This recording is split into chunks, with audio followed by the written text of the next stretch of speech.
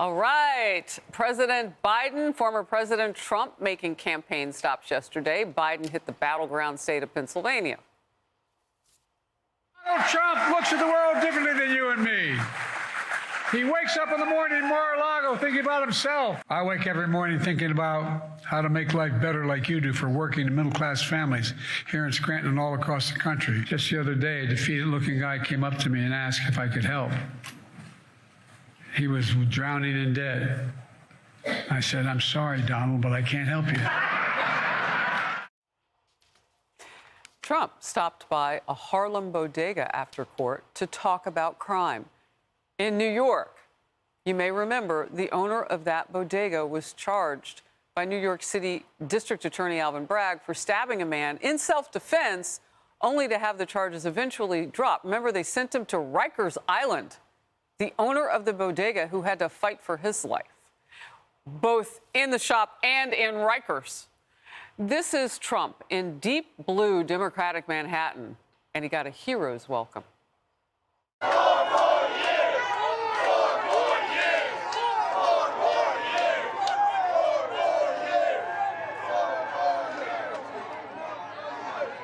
And when he spoke to the crowd, he called out New York City's DA Bragg for prioritizing a trial against him over the safety of New Yorkers.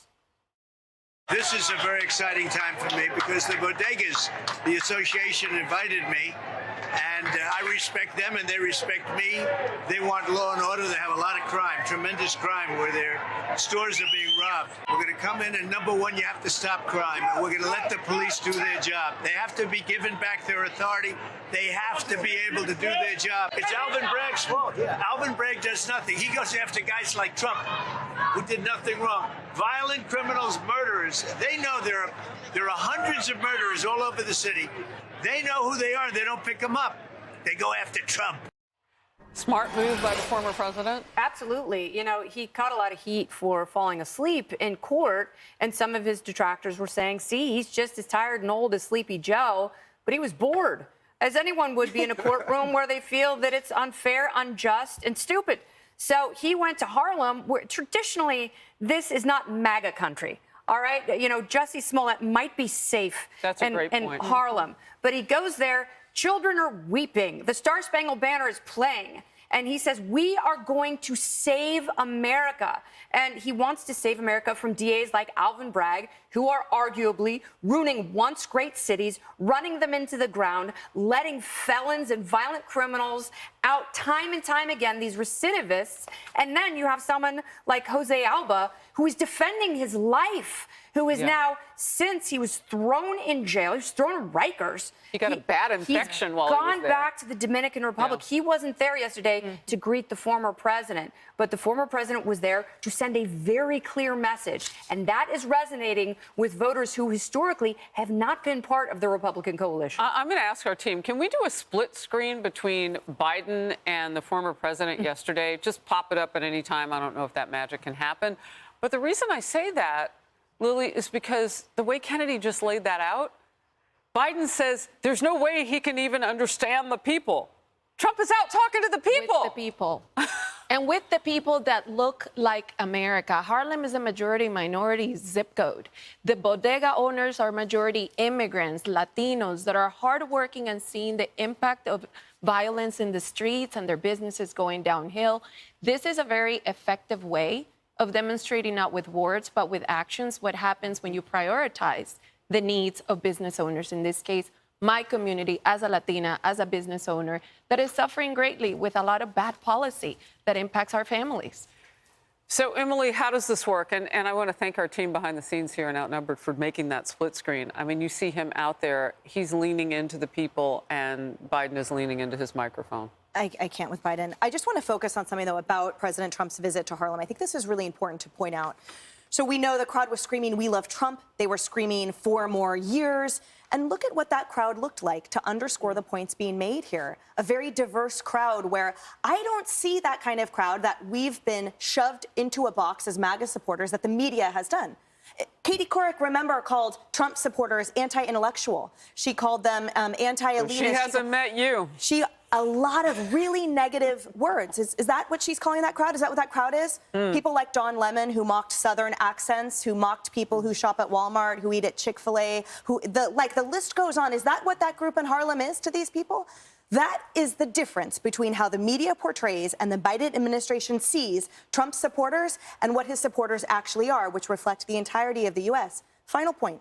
The owner now of that bodega, his name is Ahmad Ahmed. He's from Yemen. And he said, I've never voted before because I'm always working. But this time he said, I'm going to vote for Trump. You know why? Because his law and order stance, he said, was crucial. He said what happened to Jose was very hard for me. Jose is the original owner that got put in Rikers for defending himself. He said, all for $1 worth of chips. That is what people see in President Trump. The law and order are representative of everyone, unlike what the media will have you see. So one thing that I'm seeing, and I'm curious to get your idea of it. So we're getting a taste of both men really on the campaign trail. Because if Trump can go to court all day and then get out and go to these events, he's got a perimeter he's got to stick by. He's now going to go to places that are naturally going to be more diverse. I mean, that's what we have in New York City. They complain about the amount of money that it takes to take care of the illegal immigrants that they begged for so that Eric Adams could have more people to vote. He even said that as a candidate. But the truth of the matter is the city is more diverse than ever, and that plays to someone who says, I talk to everybody, and that's Trump. I don't see Biden doing that. Well, I would just say that Donald Trump is masterful with the media, and this is the media capital of the world. And there's no doubt that he plays it. And he goes there to the bodega, and I agree with that guy had every right to self-defense, right? And he should never have been in the Rikers, and so I agree with that part of it. But let's be clear. Donald Trump was born on third base, and he's acting like he's a man of the people, and he's acting like the rule of law doesn't apply to him. There's 4 criminal trials going on, and this is the first week of the first one, but the reality of it is he's going to have his day in court, and we're going to see if the rule of law plays. I beg to differ respectfully. I don't think he's acting like he's above the law, and I think he's always acknowledged that he's grown up benefiting from the hard work of his immigrant grandparents that gave him $1 million loan. The whole point is he doesn't put on airs. He says, yeah, I'm from money, but I see you where you are, and I'm a regular man who has a lot of money. And it's the judge who says you are attempting to be above the law. President Trump hasn't ever sort of intimated that he is. He's saying, what am I doing here, man? This is a sham, just like everyone else. That's Harlem behind Trump.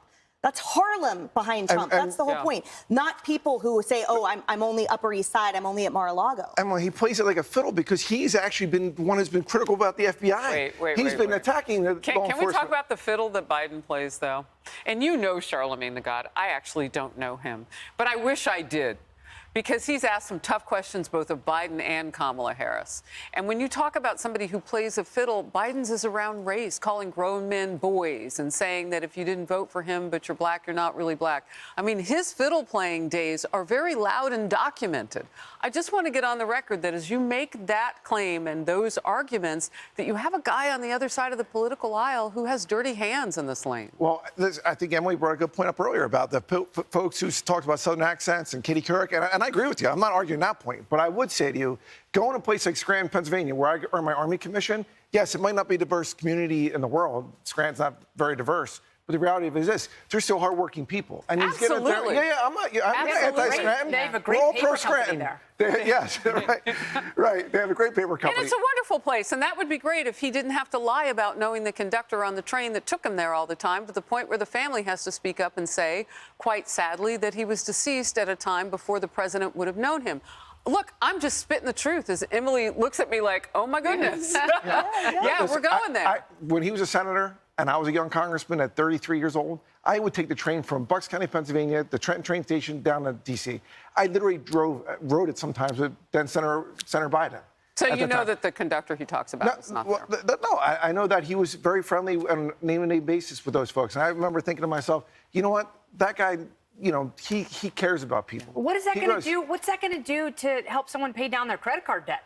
If they're living off their credit card, some phony baloney story about Amtrak, that doesn't help them. You know, that's from 20 years ago. Doesn't help them at all. And the bottom line is, love him or hate him, Donald Trump is a better retail politician. Biden's team is trying to frame him as this masterful retail politician. He is a gaffe-prone buffoon. And Trump goes out there and he honestly connects with people. He doesn't have to be told what to say on a card. He will look at someone and make them feel like the most important person in the world. Very few politicians have that. Barack Obama doesn't have that. Bill Clinton has that. And so does Donald Trump. And you know what? President Biden is out of the basement. 2024 is a completely different season. We're going to see the polls ebb and flow, and it's going to be close and fascinating. But if that is the metric, he has President Biden beat there. And Kennedy, I agree with you, but what I don't agree with you is that I do think he does connect with people, President Biden, and I think he genuinely cares. Yeah. And I think people care more about all what you the care. trials right now in a national poll, they are statistically tied. Yes. And Biden is underwater on all the key issues. By the way, one of them is not democracy, even though he keeps talking about that. Hey everyone, I'm Emily Campagno. Catch me and my co-hosts Harris Faulkner and Kaylee McEnany on Outnumbered every weekday at 12 p.m. Eastern, or set your DVR. Also, don't forget to subscribe to the Fox News YouTube page for daily highlights.